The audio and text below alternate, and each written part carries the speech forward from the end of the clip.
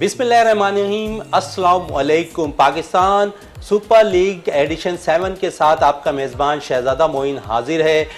कल हमने देखा कि 2 मैचेस खेले गए। पहले मैच में जो है इस्लामाबाद यूनाइटेड ने कामयाबी हासिल की, जबकि दूसरे मैच में पेशावर ज़ल्मी को पहले मैच में शिकस्त हुई और उसके बाद जो है दूसरा मैच जो खेला गया बड़ा इंपॉर्टेंट मैच था कराची किंग्स और लाहौर कलंदर्स के दरमियान, जिसमें जो है लाहौर कलंदर ने कामयाबी हासिल की। फ़खर जमान ने उसमें बड़ी बेहतरीन बल्लेबाजी की, 106 रन की शानदार बल्लेबाजी करते दिखाई दिए फ़खर जमान। अगर बात करें हम अब पहले मैच के हवाले से, तो इस वक्त हमारे साथ मौजूद हैं एनालिस्ट रियाज अहमद साहब। रियाज साहब, क्या कहेंगे? पहला मैच बड़ा जबरदस्त हुआ, 9 विकेटों से जो है इस्लामाबाद ने जो है फतह हासिल की, इस पे क्या कहेंगे? बिस्मिल्लाहिर्रहमानिर्रहीम। बहुत शुक्रिया शहजादा मोइन। बिल्कुल, देखें ये कल 5वां दिन था, आज 6ठा रोज़ है और जितनी भी टीमें अब तक टॉस जीत चुकी हैं वो मैचेस भी जीत चुकी हैं।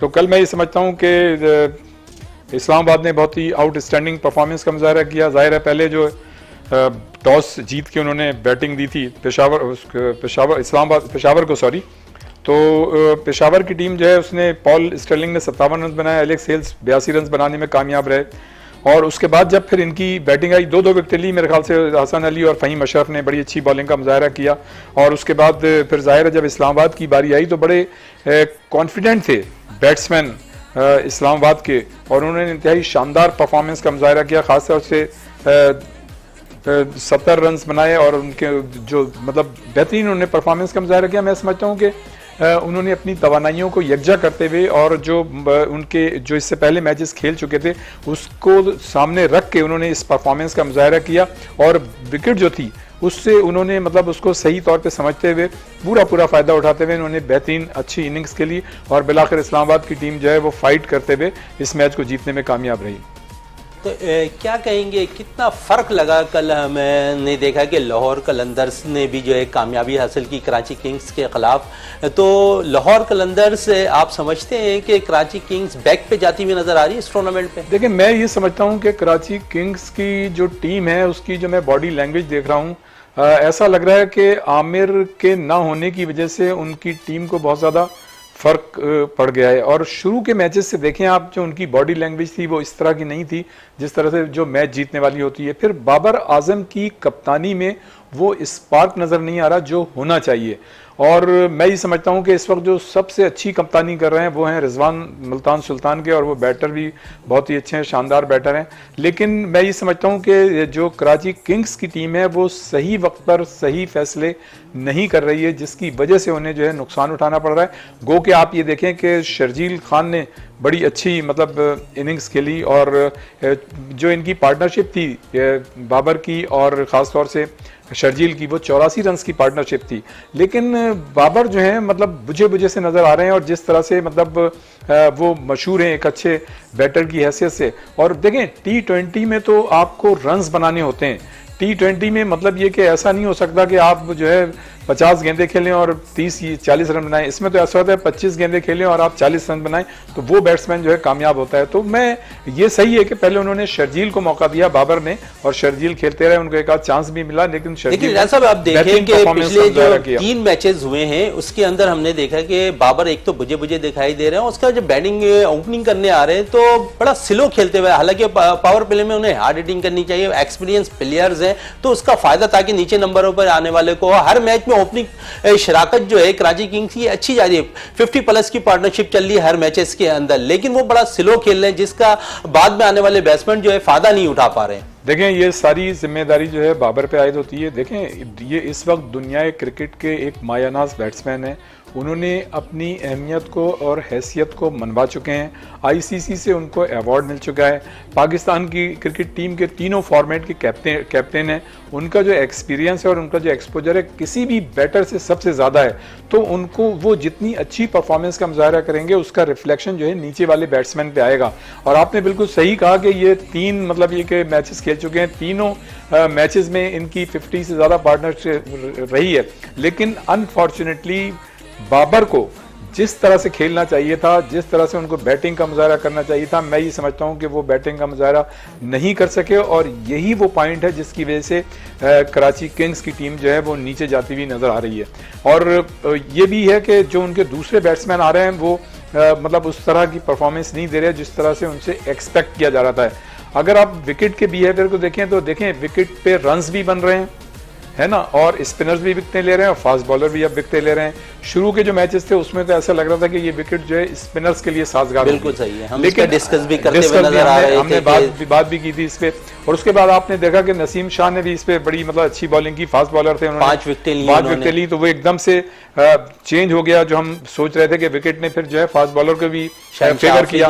और अब आप ये देखें समेट, फखर, शर्जील और उनके साथ हेल्स, शान मसूद, ये जो है मतलब फखर ने तो 106 रन बनाए, जाहिर है पहला 100 किया, लेकिन ये सारे बैट्समैन जिनके मैंने नाम लिए इन्होंने 50s की हुई हैं।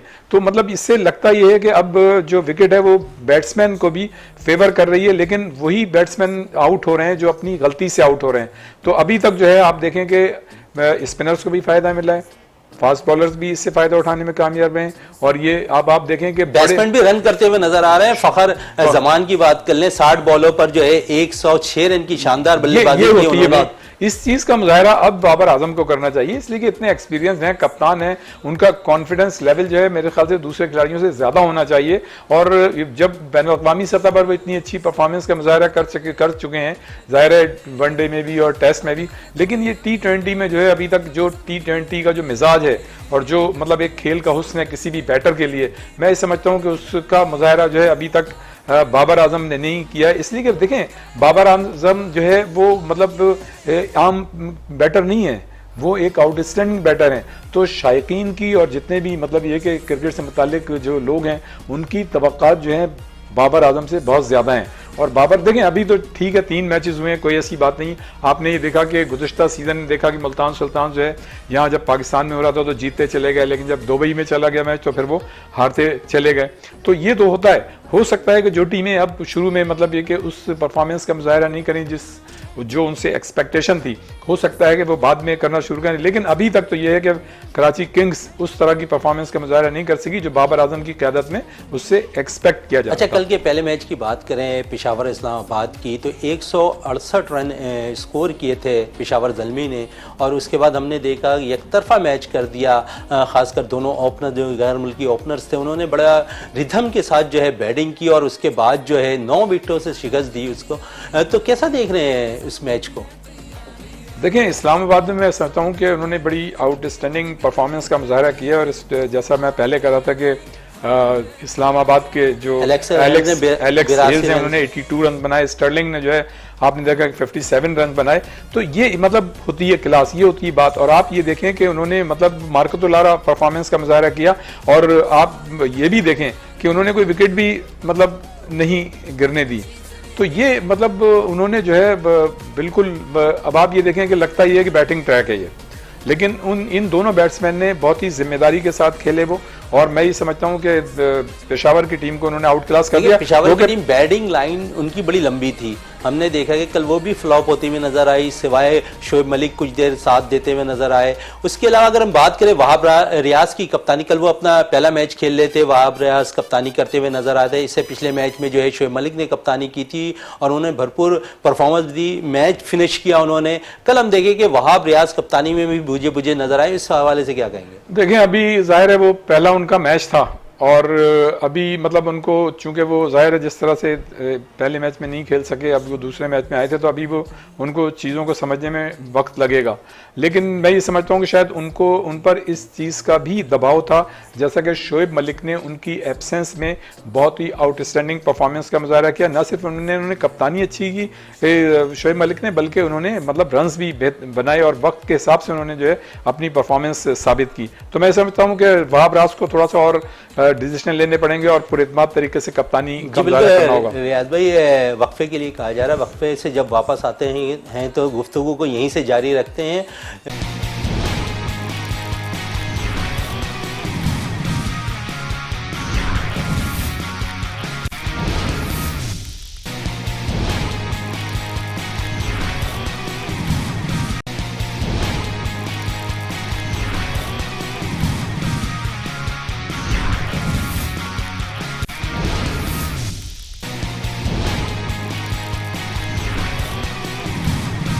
वक्फे से पहले बात हो रही थी वहाब रियाज की कप्तानी के हवाले से। दूसरे मैच में वहाब रियाज कप्तानी कर रहे थे लेकिन बुझे बुझे ज़रूर दिखाई दिए।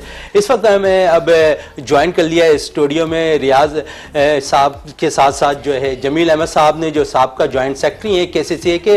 अस्सलाम वालेकुम जमील साहब, कैसा देखा आपने कल जो पहला मैच खेला गया पेशावर और इस्लामाबाद का, तो कैसा आपने देखा कि दोनों जो गैर मुल्की प्लेयर्स थे उन्होंने बड़ी उम्दा परफॉर्मेंस दिखाई और उसके बाद हमने देखा कि वहाब रियाज थोड़े से बुझे बुझे कप्तानी में दिखाई दिए, तो इस पे क्या कहेंगे? देखें, असल में बात यह है कि जब 34 रन पे 4 खिलाड़ी आउट हो जाए ना तो टीम तो दबाव में आ जाती है। पेशावर की टीम जो है वो सख्त दबाव में थी और 54 रन थे शुरू के 10 ओवर में।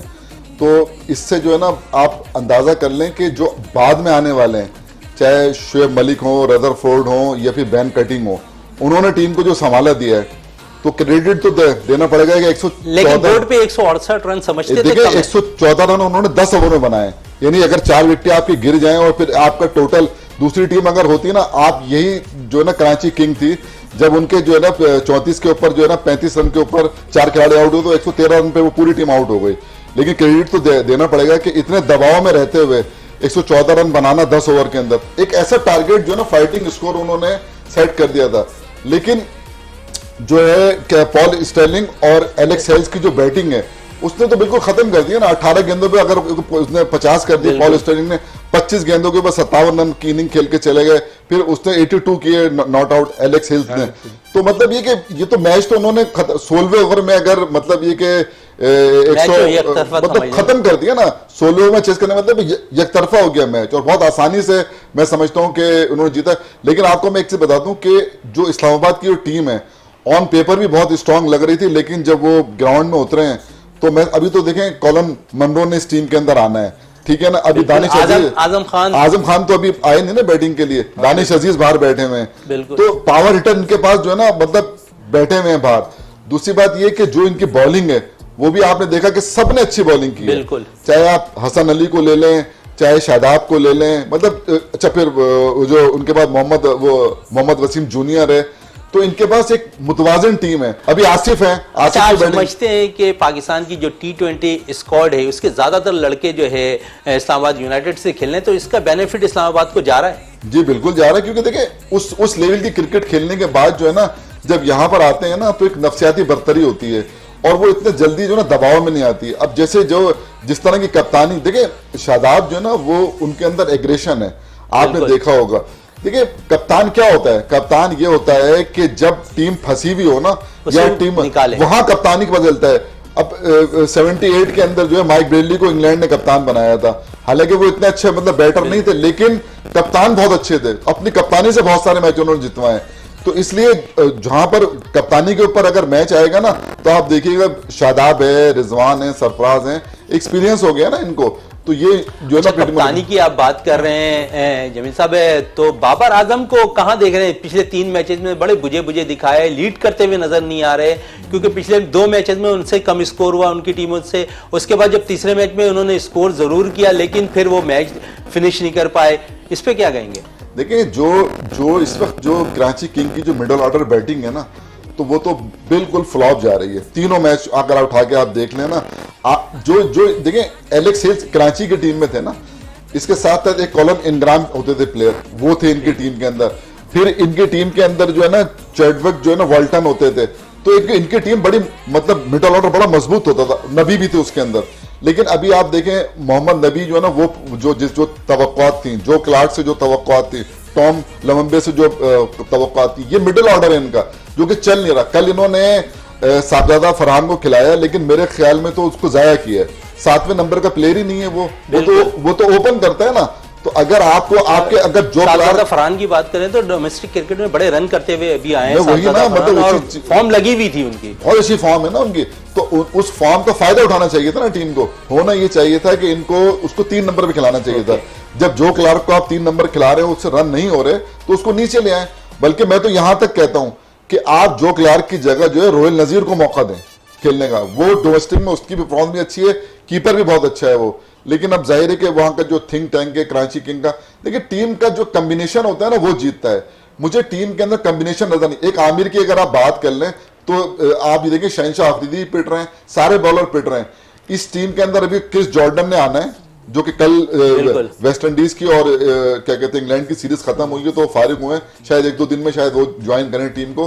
क्रिस जॉर्डन के और आमिर के आने से थोड़ा फर्क तो पड़ेगा, मतलब इनकी बॉलिंग, क्योंकि बॉलिंग भी इनकी जो है ना, मतलब ना तजुर्बेकार हम कह सकते हैं। अगर ये 170 रन को ये चेज नहीं कर सके, तो मतलब ये डिफेंड नहीं कर सके, तो जाहिर है कि कल जो इनिंग उसने खेली है वहाब रियाज ने, तो उसकी तो जितनी भी तारीफ की जाए वो कम है। मतलब 106 रन उसने किए हैं और उसने बता दिया कि वो one of the best player इस वक्त जो है T20। बिल्कुल है। इस वक्त हमें टेलीफोन लाइन पे ज्वाइन किया है सीनियर सहाफी असगर अजीम ने। अजहर भाई अस्सलाम वालेकुम। वालेकुम अस्सलाम।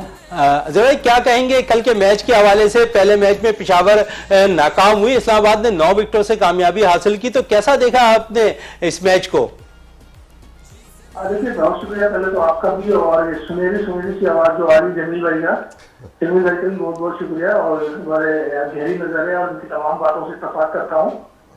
देखिए जो पेशावर इस्लामाबाद का मैच था, उसमें अगर इस्लामाबाद का ये पहला मैच था इस PSL का, और उसकी टीम जो है वो कंबाइन होकर खेली है, और जिस तरीके से उन्होंने एक टीम वर्क का मुजाहरा किया है, तो वो जीत जो है उस टीम वर्क की वजह से हुई है।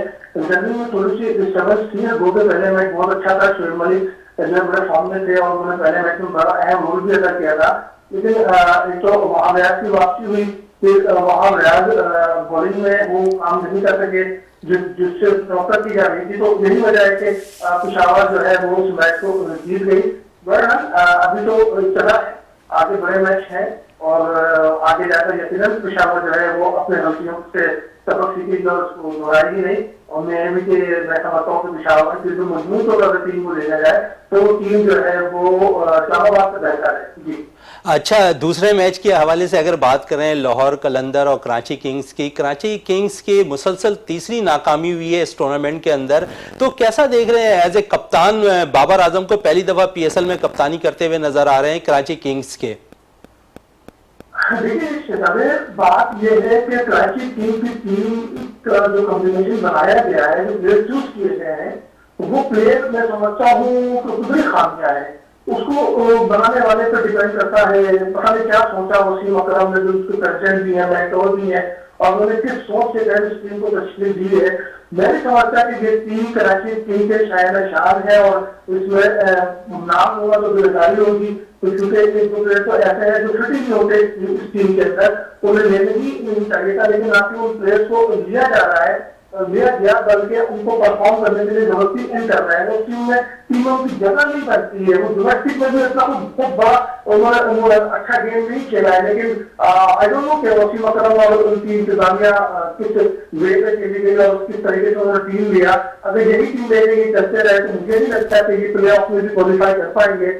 जहां तक बाबर का इश्यू है, तो देखिए वो वर्ल्ड क्लास प्लेयर है, यकीनन कप्तानी को कोई प्रेशर नहीं है, परफॉर्म करने की वो कोशिश कर रहे हैं और परफॉर्म किया उन्होंने, लेकिन कल के मैच में जो है वो थोड़ा सा मैं समझता हूँ कि उनको तेज खेलना चाहिए था और अपना इंडिविजुअल गेम के बजाय टीम वर्क का मुजाहरा करना चाहिए था। तेज खेलने की बात करें तो अजीज साहब, पिछले तीनों मैचेस में हमने देखा कि पावर प्ले में बाबर आजम तेज खेलते नहीं दिखाई दिए, जबकि दूसरी जानिब हालांकि ओपनिंग शराकत दोनों की शर्जील के साथ अच्छी लगी हुई है, लेकिन रन नहीं कर पा रहे तेज बाबर आजम। मैं यही कह रहा हूँ शहजादे, मैं यही कह रहा हूँ कि जो शराकत 104 रन की हो जाए और फिर भी ओपनर जो है वो तेज ना खेले, एक तो समझ रहा हूँ कि मैंने सिर्फ विकेट सेव करनी है, तो ये T20 की रूह के मुनाफी बात है ना। T20 की जो रूह है वो है दोनों एंड से तेज खेलना, दोनों को सपोर्ट करना। हाँ वो और बात होती है कि अगर 35 रन से 4 रन से गिर जाए, 5 रन से गिर जाए,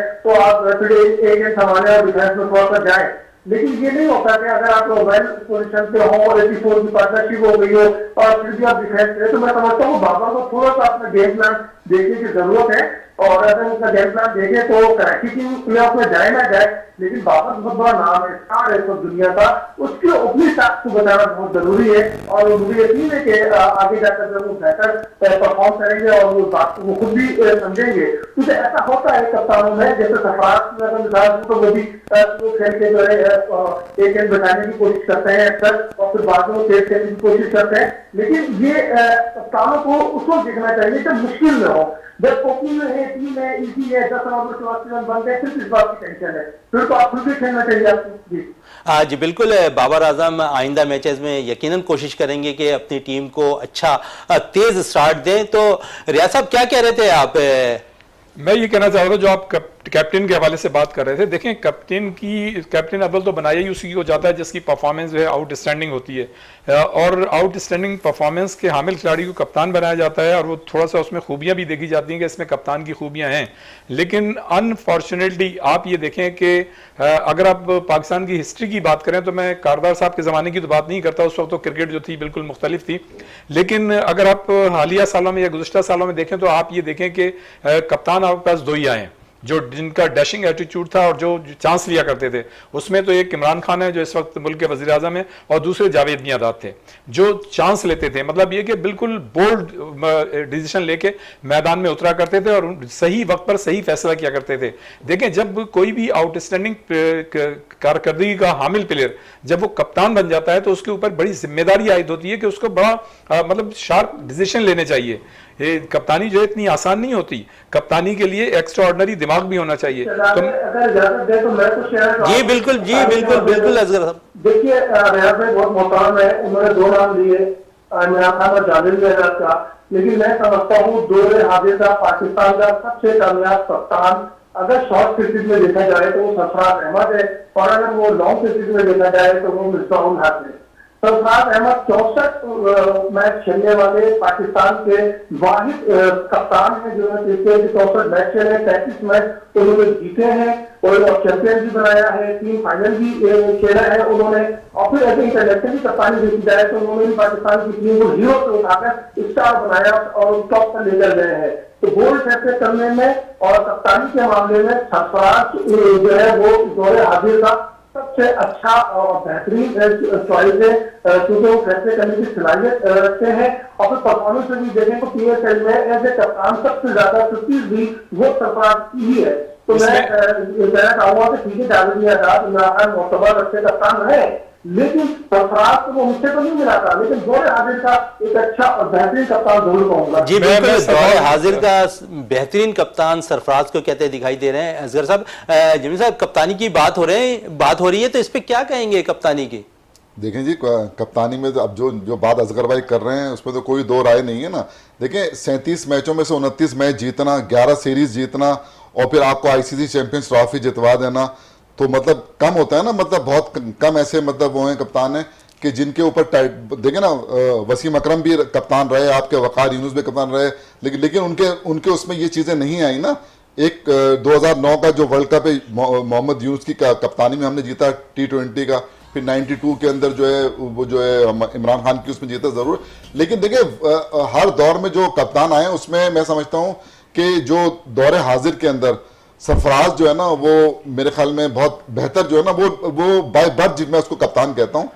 जी बिल्कुल, ब्रेक के लिए कहा जा रहा है, ब्रेक से वापस आते हैं तो फिर बात करते हैं कप्तानी के हवाले से और गुफ्तगू को यहीं से जारी रखेंगे।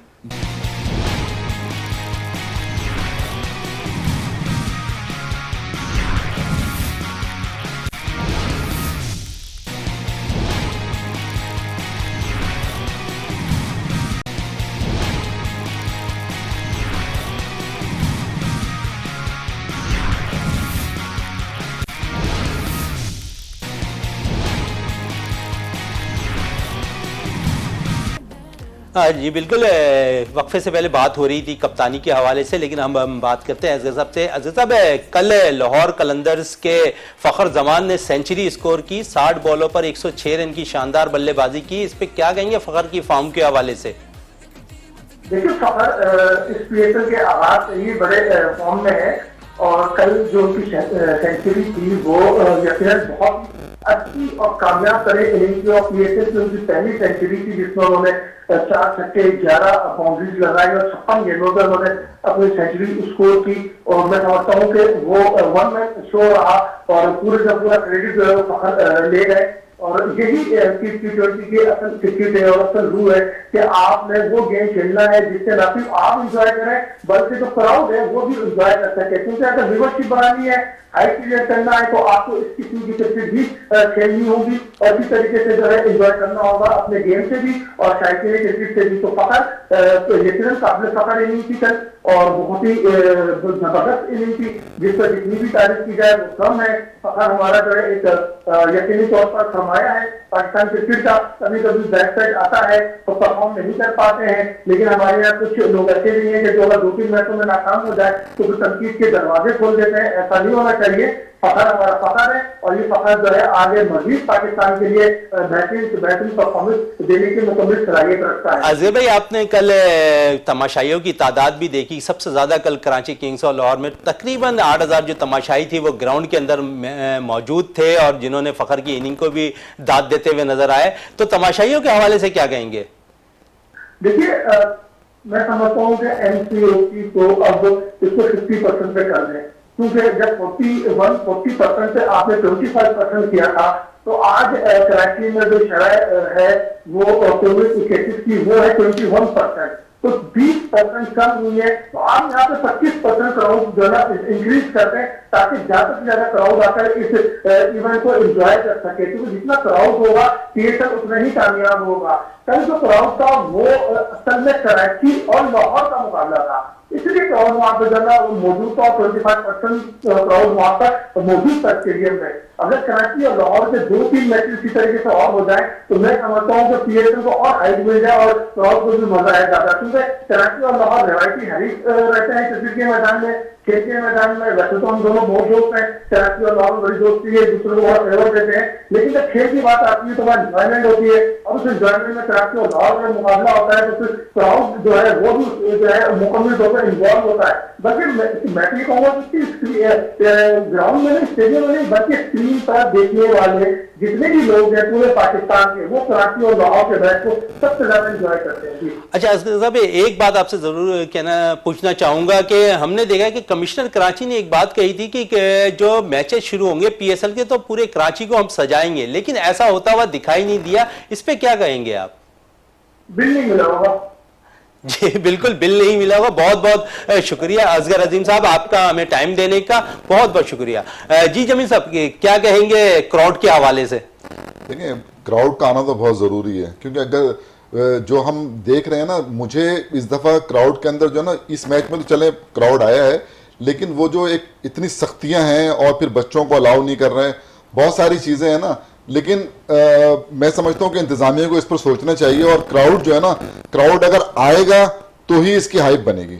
जी बिल्कुल, राय साहब क्या कहेंगे? हमने देखा कि ग्राउंड के अंदर एमसीओसी के बावजूद जो वालिदैन है वो अपने बच्चों को लेकर ग्राउंड्स के अंदर आ गए और वो उनका यही कहना था, जब उन्हें दाखिला अंदर जाने की इजाजत नहीं दी गई तो वो एहतजाज करते हुए भी बाहर नजर आए। तो कैसा समझते हैं? और उनकी ये भी कहना था कि हम रिफंड, बहुत से लोगों से जब हमारी बात हुई तो उनका यही कहना था कि हम टिकट्स वापस किस तरह के, जब हम मैसेजेस करते हैं तो हमें जवाब में ये आता है कि रिफंड नहीं किया जाएगा क्योंकि पहला मैच गुजर चुका है। तो कैसा देखते हैं? हाँ शहजादा, इससे पहले कि मैं आपके सवाल का जवाब दूं, मैं एक चीज़ क्लैरिफाई करना चाहूँगा बहुत ही अदब के साथ अजहर अजीम और जमील अहमद साहब। मैं तो ये बात ही नहीं कर रहा था किसकी कप्तानी में कौन कितने मैचेस जीता है, वो तो एक दूसरी बात है। अगर आप मिसबाउल्लाह की बात करें, उनकी कप्तानी में ज़रूर जीते होंगे, लेकिन जिस अंदाज से, दिफाई अंदाज से वो खेला करते थे वो सबको पता है। और सरफराज तो इट इज़ नो डाउट, मैं ये समझता हूँ कि सरफराज के साथ बड़ी ज़्यादती हुई और वो एक बड़े मतलब अरसे तक उन्होंने टीम को जितवाए रखा। और मैं ये समझता हूँ कि अगर उनको टेस्ट या वनडे से अलग किया तो उसमें तो हम खैर कुछ नहीं कर सकते, इसलिए कि उनकी परफॉर्मेंस नहीं थी। लेकिन T20 की कप्तानी से और T20 की टीम से बाहर करना उनके साथ पाकिस्तान क्रिकेट की हिस्ट्री की सबसे बड़ी ज़्यादती थी।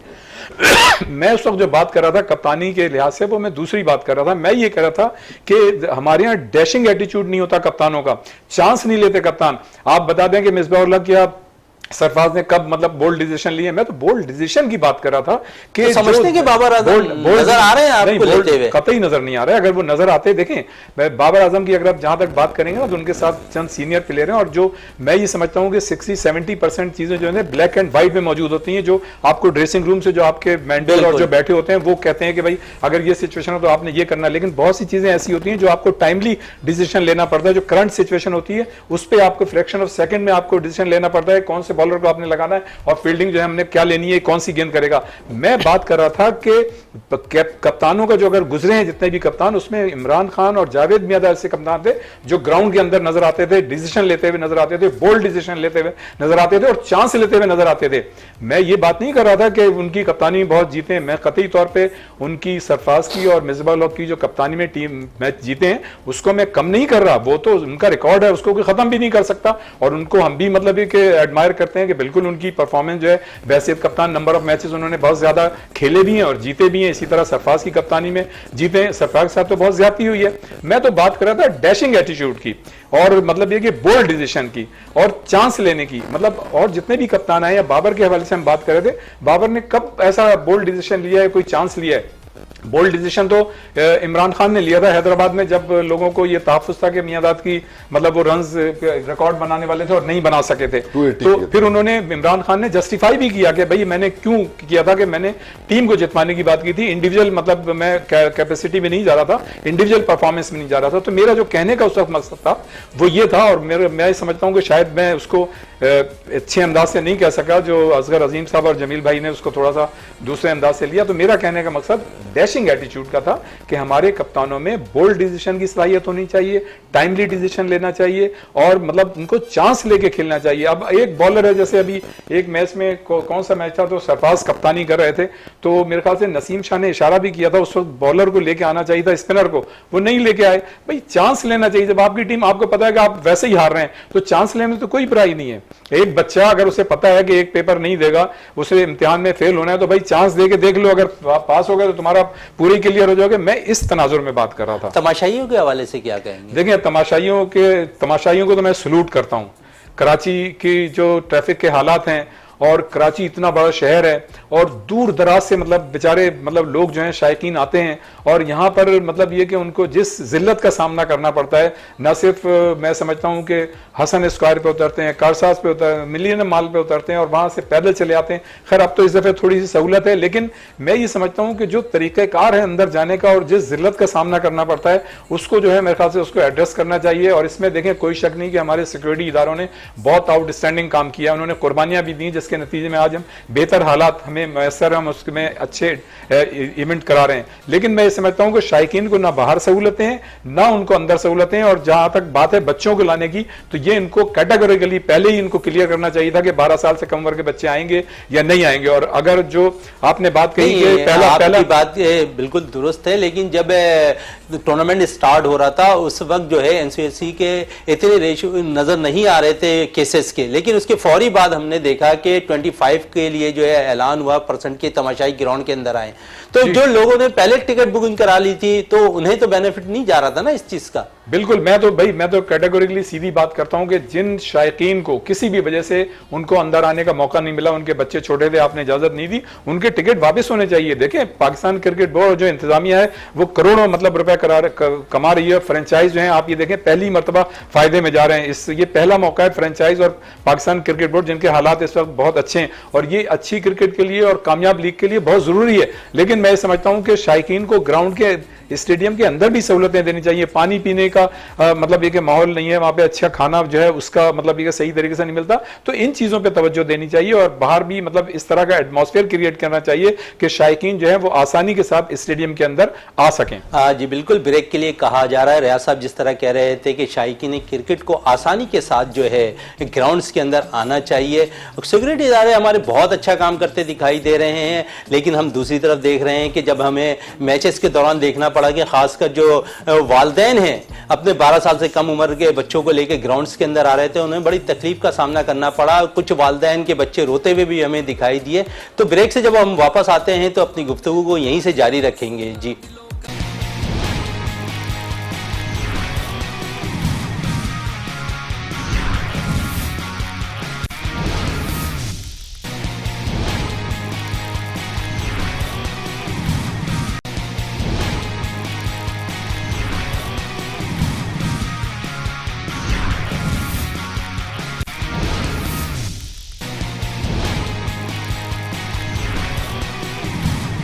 आज बिल्कुल ब्रेक से पहले बात हो रही थी तमाशाइयों के हवाले से, और आज बात करते हैं अब जो है आज के मैच के हवाले से। आज जो मैच खेला जाना है कोयटा और मुल्तान का, और दोनों ही टीमें बड़ी मजबूत पेपर में नजर आती। मुल्तान सुल्तान ने अपने इब्तिदाई दोनों मैचेस में कामयाबी हासिल की, जबकि कोयटा ने अपने एक मैच हारे और एक जीते हैं। तो जमील साहब क्या कहेंगे आज के मैच के हवाले से? सरफराज की कप्तानी, फिर मुल्तान सुल्तान के मोहम्मद रिजवान बड़ी बेहतरीन कप्तानी करते नजर आ रहे हैं। उसके अलावा उन्होंने रन भी काफी कर रखे हैं इस टूर्नामेंट के अंदर, दोनों मैचेस में उम्दा प्लस 50 मारी हुई है। तो क्या कैसा देख रहे हैं इसको आज की कप्तानी? असल में कॉम्बिनेशन जो है ना वो मुल्तान सुल्तान का बहुत अच्छा बना हुआ है, लेकिन पिछला जो मैच हुआ है उसके अंदर कोयटा की टीम जो है ना वो भी जेल होती हुई नजर आ रही है। उसकी खास बात तो आपको पता है कि नसीम शाह की जो ना शानदार बॉलिंग, 20 रन देके 5 खिलाड़ी आउट करके उसने कराची की टीम को बिल्कुल जो है ना वो मैच को एक तरफा कर दिया।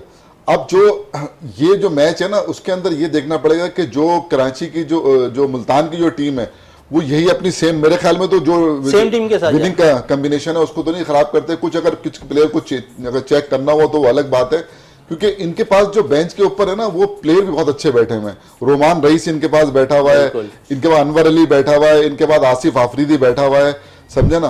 तो ये मैं समझता हूं कि आगे चलकर जो है ना ये टीम को इतनी प्रॉब्लम नहीं आएगी, क्योंकि दो टीमें मैं देख रहा हूं, एक तो ये मुल्तान सुल्तान और एक इस्लामाबाद, जिनको तमाम प्लेयर जो है ना वो अवेलेबल हैं।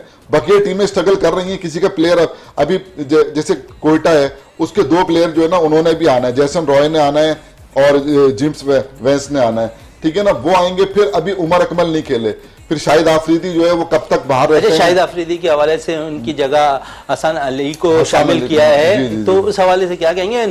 बड़ी बेहतरीन बैटिंग करते हुए नजर आए हैं अंडर 19 में, तो कैसा देखते हैं? वो अंडर 19 के बाद फिर फर्स्ट क्लास के अंदर भी खेले, फिर कौमी T20 के अंदर भी खेले, बहुत अच्छे ऑलराउंडर हैं और लेफ्ट आर्म स्पिन करते हैं और राइट हैंड बैटिंग करते हैं। और मैं समझता हूं कि ये अच्छा वो है कि जब तक अगर शाहिद आफरीदी अवेलेबल नहीं है कोयटा को, तो ये जो है ना एक बेहतरीन इनका फैसला है कि इनको जो है ना एक जो 15-16 जो प्लेयर जो इन्होंने एक वो बनाया हुआ है स्क्वाड, उसमें से इन्होंने जो है ना वो निकाला है, उसको लेकर आए, क्योंकि जरूरत उनको ऑलराउंडर ही की थी।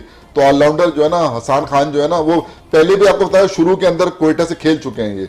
अच्छा, यहाँ पर हम विकेट की थोड़ी बात करेंगे। 13 विकेटें यहाँ पर तैयार की गई। हमने देखा शुरू में स्पिनर्स को फायदा करती दिखाई दी विकेट, उसके बाद जो है फास्ट बॉलर को हेल्प करती हुई दिखाई दे रही है। तो आज के मैच में फास्ट बॉलर की तरफ से आप देखते हैं कि कोयटा की जानिब से अगर मुल्तान सुल्तान के ओपनर मोहम्मद रिजवान जल्दी आउट हो जाता है, क्योंकि मुल्तान सुल्तान के बेनिफिट यही जा रहा है कि जो कप्तान है मोहम्मद रिजवान वो बड़ी तेज खेल रहे हैं, पावर प्ले का भी भरपूर तौर पर फायदा उठा रहे हैं। तो इससे वो किस तरह देखेंगे आप? देखिए रिजवान तो प्राइम फॉर्म के अंदर, इसमें तो कोई मतलब दो राय नहीं है, लेकिन जिस तरह की इनिंग जो है ना वो शान मसूद ने खेली है वो भी काबिल दीद थी। तो शान मसूद भी बहुत अच्छी फॉर्म है, लेकिन अभी तक जो इनकी मिडिल ऑर्डर है मैं उससे मुतमईन नहीं हूं। आप चाहे मतलब ये कि शोएब मकसूद को आप देख लें, या फिर जो है ना वो जो क्या कहते हैं साउथ अफ्रीकन जो है उनको आप देख लें, या फिर जो है ना ये टिम डेविड को देख लें, सिंगापुरियन नहीं है टिम डेविड, इनको देख लें। तो इनकी कारकर्दगी जो है ना वो नहीं है। हाँ, एक मैच के अंदर उसने जरूर मैच जिताया अभी आके, क्या कहते हैं शहनशाह, ये क्या कहते हैं खुशदिल शाह ने। तो इनकी बैटिंग जो है ना वो अभी मिडिल ऑर्डर बैटिंग जो है ना अभी इनकी चेक नहीं हुई सही से। अगर ऊपर के ओपनर आउट हो जाते हैं फिर ये किस तरह की बैटिंग करते हैं, समझे ना, ये चीज जो ना मतलब हमें जी बिल्कुल है साहब। ऊपर के नंबरों पे रिजवान बैटिंग करते हुए नजर आ रहे हैं। खासकर आज के मैच के हवाले से रियाज साहब क्या कहेंगे? देखिए मैं तो ये समझता हूँ कि मुल्तान सुल्तान जिसने मतलब अपनी जो उनकी एक्सपर्टीज थी, एक्सपोजर था, उसका परफॉर्मेंस दिया और रिफ्लेक्शन नज़र आ रहा है। और ख़ास तौर से जैसा बात की जा रही है कि रिजवान, मैं ये समझता हूँ कि रिजवान जो है इस वक्त बेहतरीन न सिर्फ कप्तानी कर रहे हैं और उसके साथ साथ बेहतरीन बैटिंग का मुजाहरा कर रहे हैं। और सबसे बड़ी जो खूबी है जो इस मतलब उनके मैचेस में देखने में आई है कि वो सही वक्त पर सही डिसीजन ले रहे हैं। ये एक बहुत बड़ी बात होती है किसी कप्तान के लिए, जैसे हम अभी बात कर रहे थे। जहाँ तक सरफराज की बात है तो सरफराज मतलब वो उस तरह से चांस नहीं ले पा रहे हैं। फिर जो अभी बात होती रही कि उनकी टीम जो है उस तरह से जेल नहीं है और उनका जो मतलब ये कि जिस तरह से उन्हें खेलना चाहिए अभी तक वो उस तरह से परफॉर्म नहीं कर रहे हैं। लेकिन ये ज़रूर है कि उन्होंने एक मैच जो है जीतने में कामयाबी हासिल की, गो कि उन्होंने इससे पहले भी अच्छे रन बनाए थे। लेकिन अगर आप इन दोनों टीमों का सिर्फ अगर मवाजना करें तो मैं ये समझता हूँ कि मुल्तान सुल्तान को थोड़ा सा एज हासिल है। और टीम ये दोनों बहरहाल अच्छी हैं। और जैसे जमील भाई ने कहा कि मुल्तान सुल्तान और इस्लामाबाद की अच्छा, ऐसी टीमें जो बहुत एडवांटेज इस चीज का जा रहा है कि रिजवान के साथ साथ शान मसूद, शोएब मकसूद भी परफॉर्म करते हुए नजर आ रहे हैं। देखें, ये किसी भी टीम के लिए बड़ी अच्छी बात होती है। जैसे कराची किंग्स की बात हो रही थी कि उनके जो मिडिल ऑर्डर के बैट्समैन हैं नीचे आने वाले, वो उस तरह से परफॉर्म नहीं कर रहे जो उन्हें परफॉर्म करना चाहिए। तो ये जो ज़ाहिर मैचेस होते हैं, इसमें हर जो चाहे वो बैटर हो या बॉलर हो, फील्डर हो, उसको अपनी अपनी जिम्मेदारी मतलब पूरी करते हुए एक्स्ट्रा ऑर्डिनरी परफॉर्मेंस का मुजाहरा करना चाहिए। देखें, ये जो है प्रोफेशनल प्लेयर हैं, इसमें मतलब इनके लिए कोई वो गुंजाइश नहीं है, कोई बहाना नहीं चल सकता कि जी यूं नहीं हुआ या ऐसा नहीं हुआ। आप विल समिट को देखें, अंडर 20 प्लेयर है कैम्ब्रिज का, इंग्लैंड का, क्या उसका मतलब ये कि देखने से ताल्लुक रखता है। ये दूसरा उसका T20 मैच है, हाँ डेब्यू किया है उसने, और आप देखें 97 रन बनाए, वो तो उसकी सेंचुरी हो जाती। हालांकि उसने नवाज को इशारा किया था कि तुम 1 रन लेके आ जाओ, लेकिन नवाज ने उस पर चौका मार दिया, वो उसी मतलब 2 गेंदें रह गई थी, वहीं खड़े रह गए। खैर ये तो एक अलग बात है, लेकिन मैं ये कह रहा हूँ कि ये होते हैं प्लेयर के मतलब गो के उनकी टीम हार गई, लेकिन आप उसकी परफॉर्मेंस देखें तो अभी तक जो नो डाउट कि सरफराज की टीम ने जो है पहले मैच में भी अच्छी परफॉर्मेंस कमोबेश की, लेकिन जिस तरह से इनको मैच जीत लेना चाहिए था वो नहीं जीत सके। इसी तरह से अगर आप मुल्तान सुल्तान को देखें तो इनकी पूरी टीम जो है वो जेल नजर आती है, और इसमें सबसे बड़ा किरदार जाहिर है कप्तान का होता है। कप्तान की जो खूबियां हैं वो ग्राउंड के अंदर ही निखर के सामने आती हैं। तो मैं ही समझता हूं कि आज के मैच में थोड़ा सा एज हासिल होगा, लेकिन मैच जो होगा वो बहुत फाइटिंग मैच होगा, फॉर द फिनिश मैच होगा। और इसमें अगर आप वैसे बात करें तो दोनों टीमों के जीतने के इम्कान हैं, लेकिन एज जो है थोड़ा सा हासिल है मुल्तान सरफराज को। थोड़ा सा एडवांटेज जरूर होगा कि नसीम शाह ने पिछले मैच में 20 No doubt, no doubt. 5 विकेटें लिए, तो थोड़ा सा एज जरूर हासिल होगा जी। ये आपकी बात सही है कि जब एक बॉलर या बैट्समैन अच्छे रन बना लेता है या बॉलर विकेटें ले लेता है तो उसका मतलब कॉन्फिडेंस लेवल जो है हाई हो जाता है, और वो यकीनन दूसरे मैच में ज्यादा बेहतर परफॉर्मेंस दे सकता है। लेकिन अगर आप इस पहले दिन से इस विकेट का बिहेवियर देखें तो पहले दिन देखें आप कितना कम रन्स बने। फिर आप शुरू के मैचेस देखें तो वो विकेट जो थी स्पिनर्स के लिए साजगार थी, फिर चौथे दिन विकेट आगे जो है वो फास्ट बॉलर के लिए साजगार हो गई और बैटर्स के लिए भी साजगार हो गई, यानी अब रन्स भी बनने शुरू हो गए। जी बिल्कुल, इस पे बात करेंगे जमील साहब से। जमील साहब, हमने देखा कि शुरू के दिनों में स्पिनर्स को हेल्प करती हुई नजर आई, फिर फास्ट बॉलर को, और उसके बाद जो है बल्लेबाजों को हेल्प करती विकेट नजर आ रही। तो कैसा देख रहे हैं, बड़ा अच्छी विकेटें तैयार की गई हैं इस टूर्नामेंट्स के अंदर। मैं तो कहता हूँ बहुत अच्छी विकेटें। देखें, बात ये 2 मैच अगर लो स्कोरिंग हुए हैं, दोनों कराची के हुए हैं। मैं जो एक बात कह रहा हूँ, कराची की मिडिल ऑर्डर बैटिंग जो है ना वो बिल्कुल नहीं चल रही है, ये उसकी मतलब वजूहत है। अभी जो रियाद भाई बात कर रहे थे ना, हम जो कोयटा और मुल्तान का मैच होने वाला है, कोयटा ने 190 रन जिस मैच के अंदर किए थे ना, आपको याद होगा 155 रन थे 15 ओवर के अंदर, और कोई विकेट नहीं गिरी थी।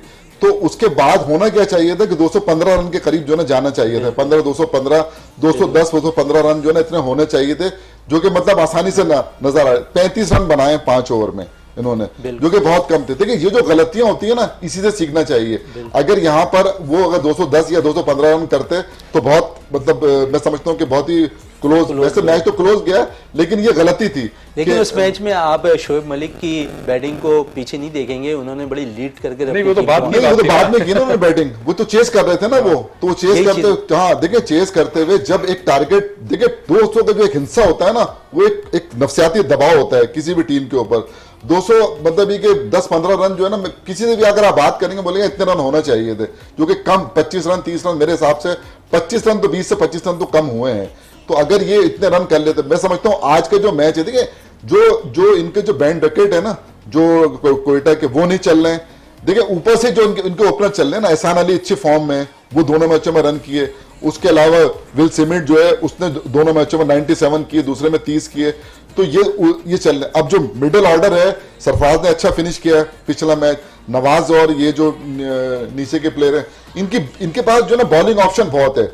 अगर आप देखते हैं दोनों पेस अटैक इनका बहुत, यानी समझे कि हसनैन को ले लें या नसीम शाह को ले लें, उसके अलावा तजर्बेकार आपके पास जो ना सोहेल तनवीर है, फिर आप जो है ना जेम्स फॉल्कन जो है ना वो है, फिर नवाज है, फिर ये इफ्तिखार बॉल का, तो बॉलिंग ऑप्शन इनके पास बहुत है।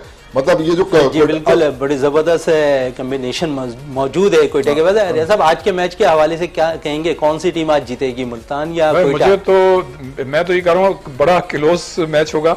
और देखें दोनों टीमों ने अपनी परफॉर्मेंस को प्रूव किया है। जैसे जमील भाई ने बताया कि 190 रन बनाए उन्होंने, लेकिन वो जो हम पहले बात कर रहे थे कि कप्तान को डिसीजन लेना चाहिए था। ऐसे जमील साहब, आज के मैच के हवाले से कौन सी टीम मुल्तान सुल्तान जीत सकती है? मैं समझता हूं कि मैच तो बहुत अच्छा होगा, क्योंकि ऊपर इनके ओपनर भी बहुत फॉर्म में, उनके ओपनर भी फॉर्म में, और बॉलिंग के ऑप्शन दोनों के पास है। मैं समझता हूं कि ये जो आज का मैच है ना, क्रंच मैच होने जा रहा है, और बहुत बिल्कुल बड़ा जबरदस्त आज का मैच खेला जाएगा। तो यकीनन जहां पर शायकीन क्रिकेट इस मैच को एंजॉय करेंगे, वहां हम भी इसको भरपूर कवरेज करते हुए भी दिखाई देंगे, इस दुआ के साथ कि पाकिस्तान के अंदर खेल और खिलाड़ी तरक्की करते रहें और पाकिस्तान का सबसे लाली परचम दुनिया भर में सर बुलंद होता हुआ नजर आए।